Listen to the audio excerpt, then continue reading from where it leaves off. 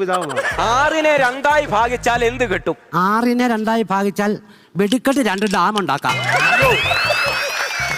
എന്തിന് പഠിക്കാൻ വരുവാടാ നീക്ക്? വെടിക്കെട്ട് 2 ഡാം ഉണ്ടാക്കാം.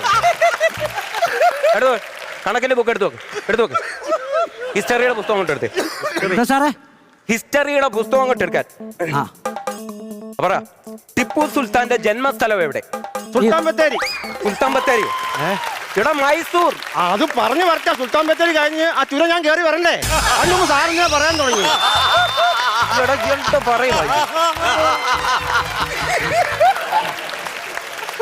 പോർച്ചുഗീസുകാർ ഇന്ത്യയിലെത്തിയത് എങ്ങനെ? ജീപ്പിലോ? പോലീസുകാരല്ലേ? പോലീസുകാരാണ്. പോർച്ചുഗീസുകാർ അതെനിക്കറിയത്തില്ല. അങ്ങനെ എഴുന്നേറ്റ് പറ. കപ്പെമ്പായിട്ട് കപ്പയും കൊണ്ട് പുഴുങ്ങി തേട്ട് പായി കയറി